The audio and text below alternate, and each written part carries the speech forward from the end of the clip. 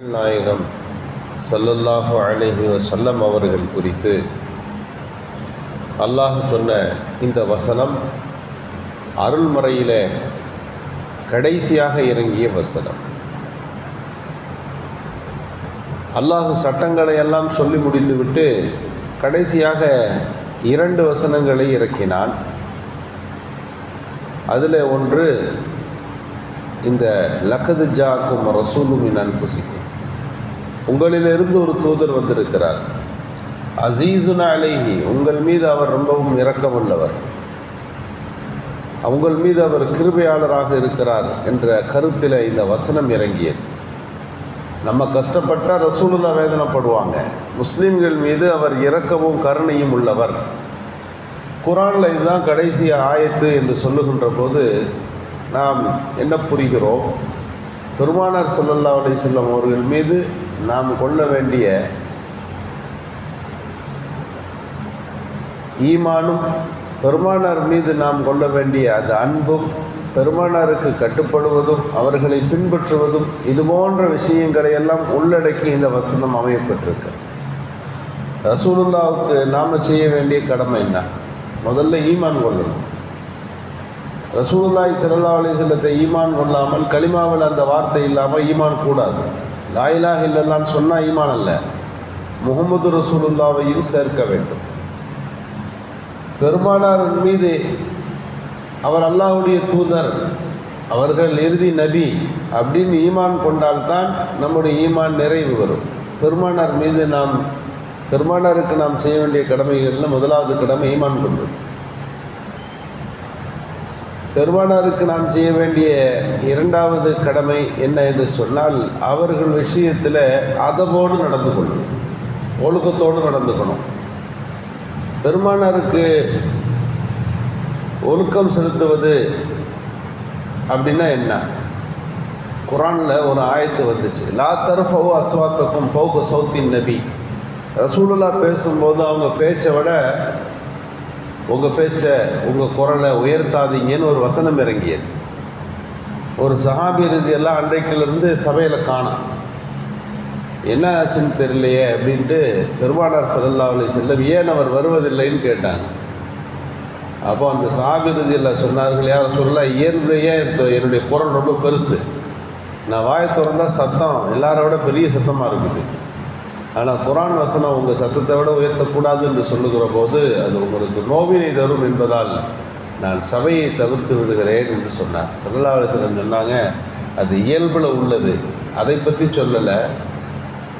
ஒரு மனிதர் பெருமானார் நான் இருக்கிற போதே வேண்டுமென்றே குரலை உயர்த்துவது பற்றி உள்ள வசனம் ஒரு மனிதனுக்கு இயல்பில் கொடுக்கறது இதுக்குள்ளே வராது என்று ஸல்லல்லாஹு அலைஹி வஸல்லம் அவரை சொல்லி ஆறுதல் படுத்தினார்கள் என்று பார்க்கிறோம். அப்போ பெருமானாருக்கு நாம் செய்ய வேண்டிய கடமைகளில் அவர்களுக்குன்னு சில கண்ணியம் இருக்கிறது. பெருமானாரின் பெயர் சொல்லப்பட்டால் அது ஸலவாத்து ஓதல். பெருமானாருடைய பெயருக்குன்னு ஒரு கௌரவம் இருக்கிறது. முஹம்மத் அப்படின்னு நம்ம சொன்னால் அது பக்கத்து விட்டு முகமதின் பெயர் அல்லது, அல்லாஹ்வின் தூதர், நம்முடைய நபி, நமக்கு வழிகாட்டியாக வந்த பெருமானார் ஸல்லல்லாஹு அலைஹி வஸல்லம் பெயரை சொல்லி முடிக்கிற போது ஸல்லல்லாஹு அலைஹி வஸல்லம் அப்படின்னு நம்மளும் அறியாமல் வெளியே வர வேண்டும். இதற்கு பேர் ஸலவாத்து. முன்னாடியெல்லாம் இந்த ஸலவாத்தினுடைய மகிமை அதிகமாக இருக்கும். இப்போ தொழுகை முடிஞ்சால் துவா, மஜ்லிஸ் முடிஞ்சால் ஸலவாத்துன்னு இருக்கிறது. பொதுவாக ஸலவாத்து என்பது ரொம்பவும் அதிகம். நம்ம ஊரில் தானே ஸலவாத் பாபாவே இருந்தார்கள். ஸலவாத்து ஓதுவதற்கு அதிகமான மகிமை இருக்கிறது. பெருமானாரின் மீது நீங்கள் ஸலவாத்து ஓதுங்கள் என்பது அல்லாஹ்வுடைய உத்தரவு இல்லையா? யா அய்யுஹல்லதீன ஆமனூ ஸல்லூ அலைஹி வஸல்லிமு தஸ்லீமா, நீங்கள் நபிகள் மீது ஸலவாத்து ஓதுங்கள் என்று குரானில் அல்லாஹ் சொல்லுகிறான். இன்னல்லாஹு மலாயிகத்து யுஸல்லூன அலன் நபி, அல்லாஹ்வும் மலக்குமார்களும் கூட அவர்கள் மீது ஸலவாத்து சொல்லுகிறார்கள் என்ற அர்த்தத்தில் குரானில் வசனம் இருக்கிறது. அல்லாஹ் ஸலவாத்து சொன்னால் அதற்கு ஒரு அர்த்தம், மலக்குமார்கள் ஸலவாத்து சொல்லுகிறார்கள் என்றால் அதற்கு ஒரு அர்த்தம், நாம் ஸலவாத்து சொல்லுகிறோம் என்றால் ஒரு அர்த்தம் இருக்கிறது. ஆக நபிகள் பெருமானார் ஸல்லல்லாஹு அலைஹி வஸல்லம் அவர்களுக்கு மீது ஸலவாத்து சொல்வது என்பது ஒரு அமல். 4வதான விஷயம் பெருமானாரின் மீது பிரியப்பட வேண்டும், முகப்பத் இருக்க வேண்டும். அன்பு என்பது பெருமானாரின் மீது நாம் செலுத்த வேண்டிய மிக முக்கியமான ஒன்று. ஒரு சஹாபி ரலியல்லாஹு ரசூலுல்லாஹி ஸல்லல்லாஹு அலைஹி வஸல்லம் மீது அன்பு வைக்கிறதுக்கு அளவு என்ன? ஒரு பொருள் நம்ம பிரியப்படுறோம், ரசூலுல்லாஹ் மீது அன்புக்கு என்ன அளவு கொள்ளும்? அப்போது நபி ஸல்லல்லாஹு அலைஹி வஸல்லம் சொன்னார்கள், லா யுமினு அஹதுக்கும் ஹத்தா அகூன ஹப்ப இலைஹி, உங்களில் ஒருத்தர் முஸ்லீமாக முடியாது, மீ வாலிதிஹி வ வலதிஹி வன்னாசி, உங்களை விட, உங்கள் பெற்றோர்களை விட, நீங்கள் ஈண்டெடுத்திருக்கின்ற உங்கள் குழந்தைகளை விட, அகில மக்கள் எல்லோரையும் விட நான் உங்களுக்கு பிரியத்திற்குரியவனாக ஆகாதவரை நீங்கள் ஈமானில் நிறைவு பெற்றவர்கள் அல்ல என்றார்கள். அப்போ உமர் ரலியல்லாஹு சொன்னார்கள், உலகத்தில் இருக்கிற எல்லாத்தை விட நீங்கள் பிரியத்திற்குரியவர். என் உயிரா அல்லது உங்களின் மீது உள்ள பிரியமா என்று வருகிற போது என்ன, நான் இருந்தால் தானே பிரியப்பட முடியும், அதனால் என்னுடைய உயிர் தான் எனக்கு ரொம்ப பிரியம், அதுக்கப்புறம் நீங்கள் என்னாங்க. ஸல்லல்லாஹு அலைஹி வஸல்லம் சொன்னார்கள், உங்களுடைய ஈமான் நிறைவு பெறலன்னு சொன்னாங்க.